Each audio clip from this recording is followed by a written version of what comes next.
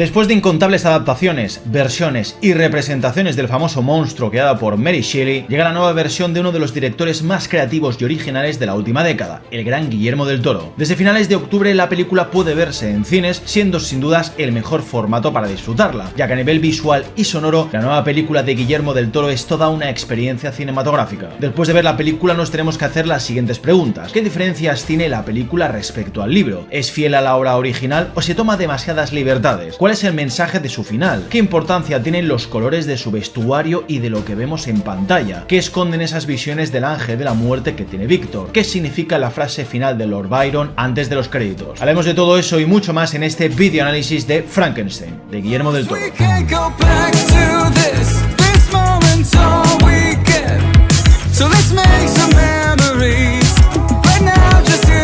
Disponible desde el 23 de octubre en cines y el 7 de noviembre en Netflix, el director mexicano ha conseguido adaptar una obra gótica, oscura y llena de remordimientos. Mary Shelley escribió una de las obras más importantes de la historia de la literatura, que inspiraría a multitud de adaptaciones cinematográficas de dos personajes inmortales que han marcado un antes y un después en el significado de una relación paterno-filial. Guillermo del Toro le ha otorgado a dicha historia una profundidad cinematográfica increíble, dándole ese punto oscuro y esperanzador que suele ser habitual en muchas de sus obras. Frankenstein para mí es su obra maestra, ya que si lees el libro de Mary Shelley, independientemente de la versión que sea, ya que hay dos, sabrás que su historia no deja a Frankenstein como un hombre arrepentido de sus errores ni a su monstruo de los suyos. ¿Cómo le damos la vuelta a una historia que no sabemos de memoria y que ha calado tantísimo en la cultura popular? Pues con un juego maravilloso en su paleta de colores que es sutil y hermosa, pero sobre todo con unos personajes que a su manera aportan muchísimas capas a su historia con un elenco espectacular. En este análisis voy a hablaros de la psicología de los personajes, del juego de colores que usa Guillermo y sobre todo de esos simbolismos tan hermosos que tiene la película, que no son pocos. Es que hay ciertos detalles que en ocasiones son tan sutiles y en otras muy evidentes. Al igual que el libro, la película tiene dos versiones de los hechos, la de Víctor Frankenstein y la del monstruo. A diferencia del libro, eso sí, el personaje de Robert Walton no existe, ya que es a través de las cartas que le escribe a su hermana donde nos enteramos de su vida, de sus viajes y del cómo por vicisitudes del destino se acabó cruzando con un hombre como Víctor Frankenstein. Eso sí, la película, al igual que el libro, nos sitúa en ese barco que queda varado en el hielo de los mares del norte. A través de su capitán conocemos la situación que viven los marineros, como es la del frío cruel y despiadado, donde tienen que trabajar sin descanso para poder huir. La sensación que te deja el capitán es la de un hombre muy cómodo que desde su camarote exige a sus hombres algo que él mismo es incapaz de hacer, pero estando donde está, claramente se ha ganado su rango a pulso, ya que el capitán tiene un espíritu indomable y se ha ganado el respeto de sus hombres, que es digno de los dioses. Infunde valor a una tripulación que, como es lógico, tiene dudas y miedo de lo desconocido, ya que muchos piensan que no podrán volver a casa. Estos son temores que se acrecentan con el encuentro de un hombre herido y enfermo, cuya señal de socorro es una explosión que más adelante descubrimos que es por dinamita. Esto es curioso, ¿verdad? Todo lo que toca a Víctor, incluso lo que tendría que servir para ayudarse a sí mismo, se relaciona siempre con la destrucción más que con la creación. Y eso es porque el punto del personaje de Víctor Frankenstein no es nada más ni nada menos que el de repetir los mismos errores que los de su difunto padre. Un padre cuyas lecciones se basaban en la dureza y la crueldad, que son errores que se convierten en defectos muy difíciles de purgar. En el pasado de Víctor descubrimos uno de los aspectos más importantes de la película, el color rojo. Si te fijas, la madre de Víctor viste durante todas sus escenas un vestido rojo intenso, cuyo significado es precioso. El rojo suele relacionarse con la ira, lo sexual y la violencia, pero generalmente es el color del amor, de la pasión, de la vitalidad y de la valentía. Como madre, Claire Frankenstein se nos muestra como una mujer que vive bajo las normas de un hombre cuyo interés y ambición no son más que para con la herencia de Claire y también por su matriz. Asegurar una descendencia es una de las prioridades de Leopold, porque en su personalidad subyace una necesidad de control y de dominio. Esto es lo que vemos cuando obliga a Claire a terminar de su plato esa sangre de la carne que le han cocinado. Según el propio Leopold, esto le otorgará energía y vitalidad tanto al bebé como a ella misma. Afirma que es algo que necesitan. De nuevo, esto deja a la mujer en un apartado completamente secundario donde no tiene ni poder de decisión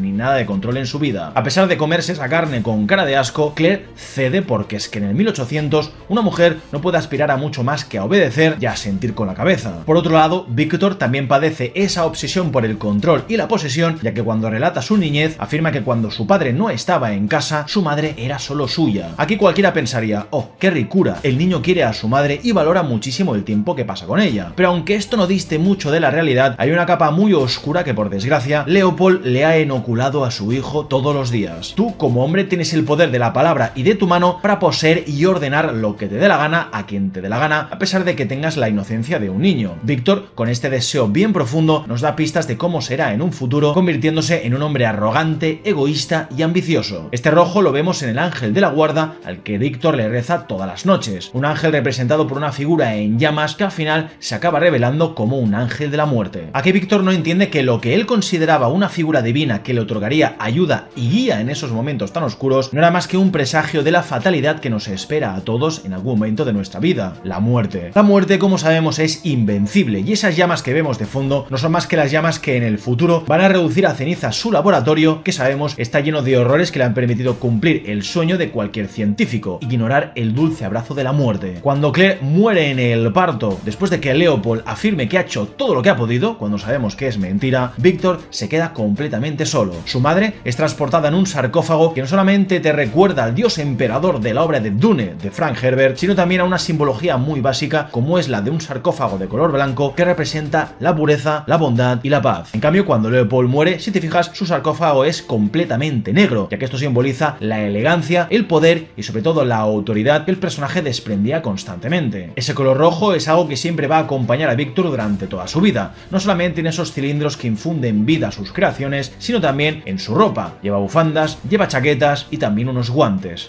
Los guantes. ¿Quién no se ha percatado del rojo de los guantes? El rojo ya te he dicho que se relacionaba con la pasión, la vitalidad y la valentía. En este caso se relaciona con la vida misma y también con la muerte. Si te fijas, corre un río de sangre bajo la puerta que conduce al laboratorio de Víctor. Eso es porque el único lugar donde un carnicero como él puede trabajar tranquilo es justo al lado del gremio de carniceros, tal y como ves en este inicio de escena. Víctor aquí está creando vida a través de estos guantes. Está llevado por la pasión y la energía de un sueño provocado por la pérdida de su madre, un trauma que ha provocado en él una búsqueda incansable de poder vencer la muerte para que nadie tenga que sufrir lo que él pasó de pequeño. Su madre es aquella figura femenina que sabemos otorgaba la vida y te cuidaba con su amor y su cariño. Sin eso, ¿qué nos queda? El problema aquí está en que Víctor está corrupto, no solamente porque vive en un mundo de hombres, sino por cómo su padre le hizo comprender la ciencia misma del cuerpo humano. Al final, Víctor es un personaje que está representado tal y como es, un hombre arrogante y egoísta que no duda ni un segundo en despreciar la vida de sus creaciones, a las que no ve ni siente como hijos suyos, a pesar de que estén hechos de la misma carne que la suya. Eso es porque Víctor no ha aprendido lo suficiente sobre la empatía y el amor. Se ha convertido en un hombre mucho más mental y analítico que emocional y sentimental. A pesar de la tragedia que supone para su vida el amor por Elizabeth, queda claro que el Víctor de la película es mucho más pedante y arrogante que el del libro. Esto lo vemos sobre todo en lo que es su padre, que en el libro no se llama Leopold, se llama Alphonse, un personaje que es bueno y cariñoso. Citando textualmente el libro, leemos lo siguiente: creo que no ha habido un padre más indulgente o menos tiránico en el mundo. Esto convierte a Víctor en un hombre constantemente arrepentido de sus actos y sobre todo las consecuencias de su creación, ya que haber creado a este monstruo le ha amargado la vida a él mismo y a los demás. En la película solamente hay arrogancia, orgullo, insolencia y pedantería, ya que Guillermo del Toro ha querido retratar como muchas veces la ciencia nos lleva a sentir un punto de orgullo propio por querer superar y también retar a Dios. Esta presentación ante el resto de científicos y doctores no es más que una demostración de la pasión que desprende Víctor, pero también de su soberbia. En el fondo, Víctor no deja de ser un niño caprichoso que solamente quiere cumplir con el sueño que se ha propuesto, bebiendo, como vemos, de esos vasos de leche durante toda la película. Esto es básicamente un sabor que le recuerda constantemente los días tan felices que vivía con su madre. Pero en este punto entra el personaje de Heinrich Harlander, un personaje completamente inventado para la película que podría ser una especie de interpretación y salvando muchísimo las distancias de Henry Clerval, el mejor amigo de Víctor en la obra original.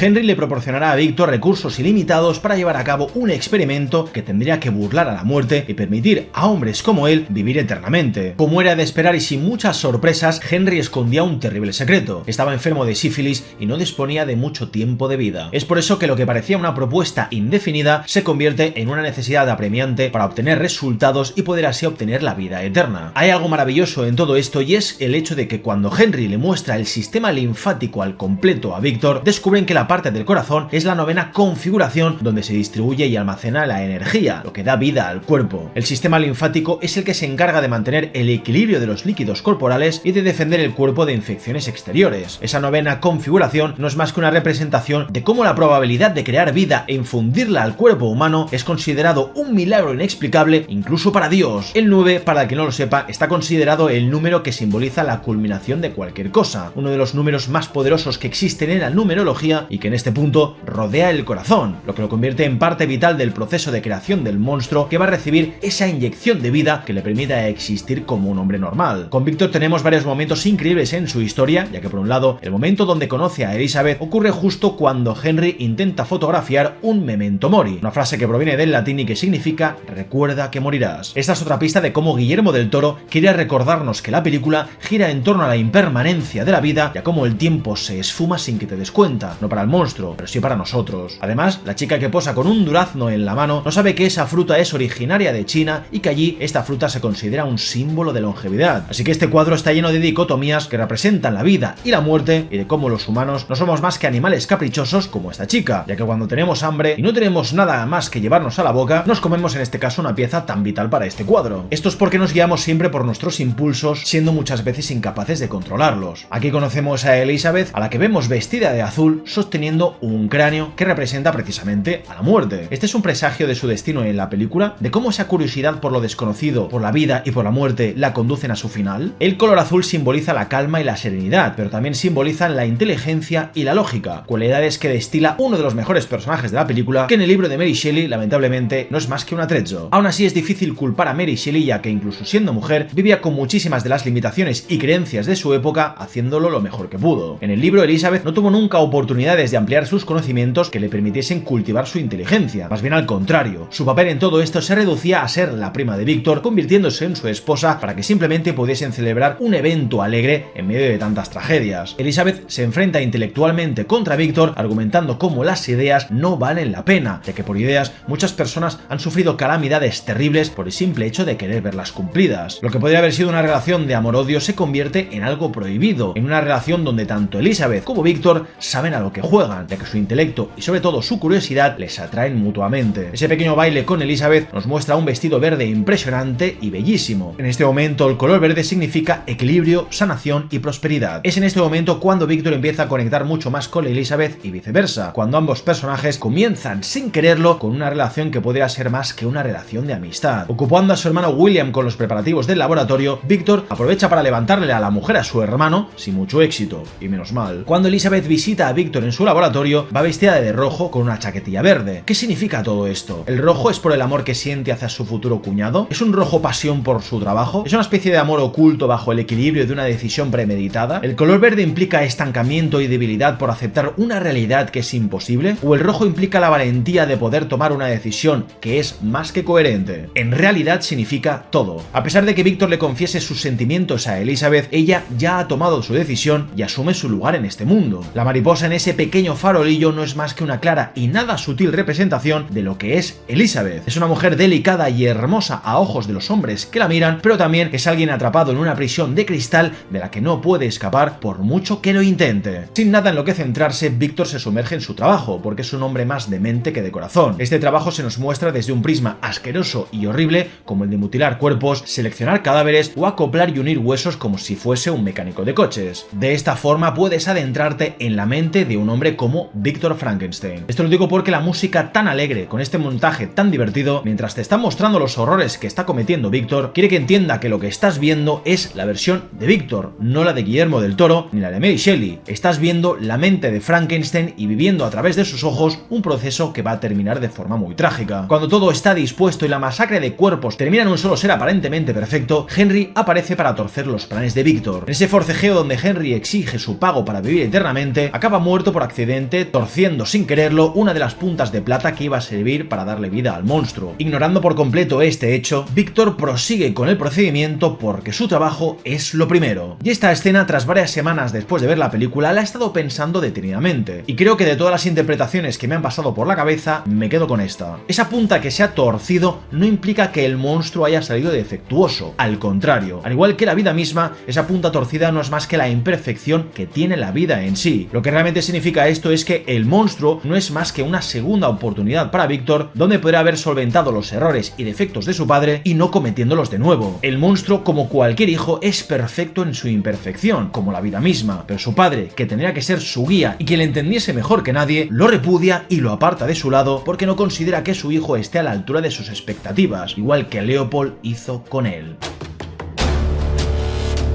Oscar Isaac como Víctor Frankenstein ha sido una locura increíble, ya que el actor ha destilado esa locura y esa ambición en cada escena, pero es que lo de Jacob Elordi me parece una barbaridad. Andrew Garfield, por si no lo sabías, iba a ser el monstruo de esta historia, pero debido a problemas de agenda y la huelga de actores de 2024, le abrió la puerta a un hombre que mide casi 2 metros de altura y es increíble en su actuación. Este hombre ya me gustaba en Euphoria y en Saltburn, película que por cierto tenéis analizada en el canal, pero creo que lo que ha hecho en Frankenstein es increíble, ya no solo por el tono de voz que le pone al monstruo, sino por su lenguaje corporal. El nacimiento del monstruo de Frankenstein es algo torpe y sorprendente. Víctor se va a dormir pensando que ha fracasado en su experimento y se despierta con la imagen de su hijo que descubre el nuevo mundo que le rodea. Me encanta cómo Víctor no esperaba nada de todo esto y se despierta con esta imagen, una para la que no estaba preparado y que enfoca completamente asustado. Básicamente, el cómo enfocaría a cualquier padre el nacimiento de su hijo, que sería con sorpresa y con miedo. En este caso, lamentablemente, Víctor lo hace sin amor. La historia del monstruo se presenta de forma violenta. Es un ser que no se detiene ante ninguna bala y que asesina sin miramientos a los hombres del capitán que defienden la vida de Víctor, que no es más que un desconocido al que se acaban de encontrar. Esta imagen terrorífica choca mucho con la versión de los hechos del monstruo, donde prima la música triste y melancólica de un ente que jamás estará pleno porque su propósito en la vida no existe. Y eso es básicamente porque no está ni vivo ni muerto. Con miedo a la luz porque es que jamás la ha experimentado con sus ojos, el monstruo imita a su creador por puro instinto. Como cualquier recién nacido, su cerebro